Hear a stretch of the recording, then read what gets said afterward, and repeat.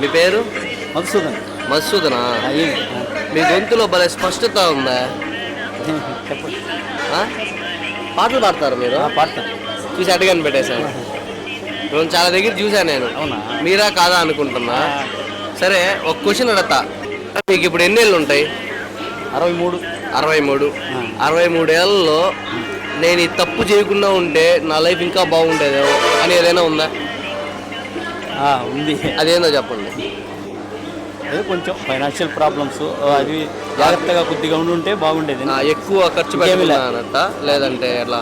ఖర్చు కాదు, మనం డబ్బులు తీసుకోకుండానే మనం మీద ఇది చేయడము కొంచెం, అంటే వాళ్ళకి ముందు రాసి అట్లా. అదే దాని సంతకం అన్నట్టుగా ఇచ్చేస్తారులే, నాకు వేరేది ఏమీ లేదు. అది కానీ అలా చేయకుండా ఉంటే ఇంకా బాగుండేది. సరే, అది జీవితంలో అందరికి జరిగేగా ఈ సర్దు పడిపోతాయి చిన్నగా. ఎన్ని చూసుంటారు అలాంటివి మీరు కదా. సరే, మా సబ్స్క్రైబర్ల కోసం మీరు ఒక మంచి పాట పాడండి. సినిమా పాట పాడాలా? సినిమా పాట నేను మామూలుగా ఘంటసాల పాట పాడేది. ఘంటసాల పాట పాడేది. పాడండి. అదిరిపోవాలి, ఫిదా అయిపోవాలా. ఆలయాన వెలసిన ఆ దేవుని రీతి, ఇల్లాలే ఈ జగతికి జీవన జ్యోతి. ఆలయాన వెలసిన ఆ దేవుని రీతి, ఇల్లాలే ఈ జగతికి జీవన జ్యోతి. ఇల్లాలే ఈ జగతికి జీవన జ్యోతి.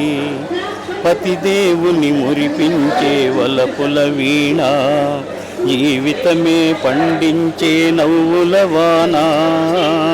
కష్ట సుఖాలలో తోడు నీడగా తల్లిని మరపించే ఇల్లాలి ఆదరణ.